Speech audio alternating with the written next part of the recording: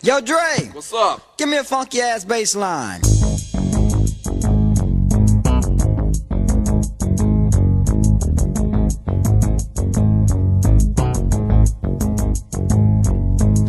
the fuck is up? In the place to be.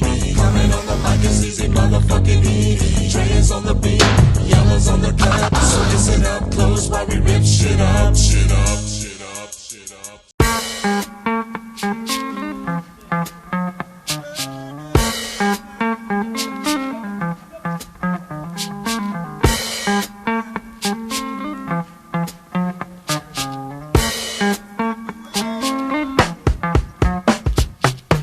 On the slide, working on the wrong side. What you gonna do? You can't win, so you know you must lose. We know which way you're going. We know which way you're going. Brothers on the slide, what you gonna hide? Reckon your folks' name. It's a shame, but ain't no game. We know which way you're going.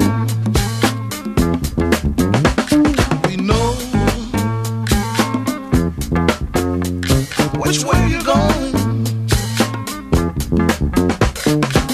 Slowly sliding. We're doing oh.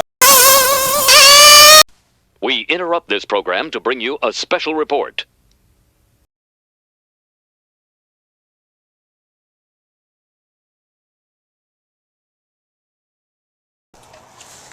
So this next subject is something that I've seen debated for some time. I'm not sure how many of you are aware, but I have a little blog that I write. But in this, I write about afterrun oil and my thoughts on it. And of course, you guys are free to go read it. But the net is that for my first 15 engines, I used afterrun oil religiously. Why? That's what I was told to do. Then I got, ironic that it was the B6 was the one, and I did not put afterrun oil in it. I don't know why. And then I realized this a few weeks later, and I thought, well, you know what would be interesting is just not use it and see if there are any effects. And I did that for the next 3 engines, which included this B5, in addition to like engines. So I got another F4.6 as an example. So I had one F4.6 where I used afterrun oil and another F4.6 where I did not. There were 2, likes engines. And the short version, once again, the engines that I used afterrun oil on started to show a decrease in performance, okay? Because you have to understand an engine's life is like this, all right? Now, think about a bell curve. What happened is, with afterrun oil, like that, without afterrun oil, we're probably like that, a lot earlier, right? So it started to have performance issues a lot earlier. Some of them were irreversible, most were not. Most just needed a good cleaning, maybe a replacement of a part or something, a bearing, whatever. But again, I can provide all the data you guys want because I was very explicit in this testing. I logged everything, so I compared apples to apples. That's what I found. In my mind, then, consequently, I'm going to use it, right? Now, why it works and everything, go read my post and you'll see my response, which is pretty much, I don't know and I don't care. And so I had feedback from a gentleman. He basically states that he's never used afterrun oil, never had any problem. I want to commend this gentleman because a lot of folks, what they'll do is they'll pop on and they'll do this and then they run away, right? Are you the one that likes pork chop? Uh-huh. Now, for those that don't realize, hashtag Winston Living Large It's real. Are you kidding me? He's eating grilled pork chops on queso fundido flavored Cheez-Its, fresh off that grill. He lives large. And so this gentleman, his point was, he's never used after-on oil, and his engines run fine. Of course, I mean, I have multiple engines that have never had a drop of after-on oil in it, and they get busy. Okay? The difference, however, and this is what I was trying to explain in my post, the difference, however, is the peak life, right? So, again, assuming that, this is, I could be wrong, just based on, I've had over 25 engines, and what I've noticed is they have that peak life, and then they begin to wane. The ones that have used after-on oil have a longer peak life. And as noted, I've compared the same engine, one using after-on oil, one not, and the difference was gallons before it began to wane in performance. It is what it is. I wish it wasn't, to be honest with you. I mean, I'd rather not use it.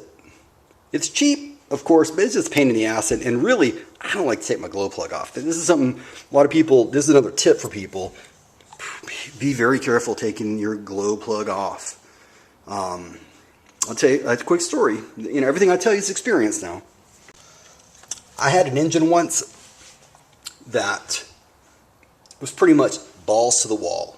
I mean, it was a villain. And one day I decided to change the glow plug on it. And I looked down in there after I had the plug out, and I saw like what I thought or looked like little specks of dirt and stuff. I mean, go look at your cooling head. Go look down there. You're going to find it, right? And I thought, well, screw it. I wanted to go run. Normally I would have just taken it apart and cleaned it, but I wanted to go run. I went and ran the engine. I kid you not, 10 minutes into the run, it went ripping ass to like that. And it's continued, I'm rebuilding it now, but lesson learned on my part. I mean, it's one of those things, I knew better. I tested it. I tempted fate. I got bit in the ass.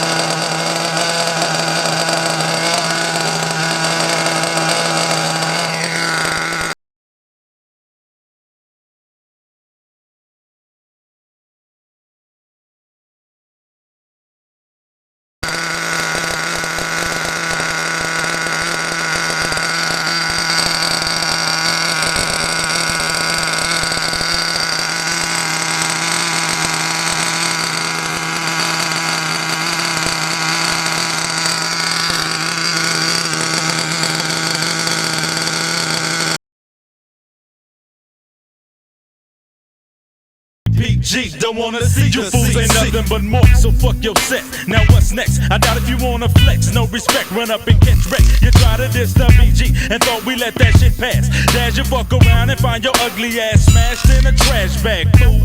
Your wannabe's gonna be laying down if you keep fucking around with the compound. Dog pound killer, killer, Dr. Dre.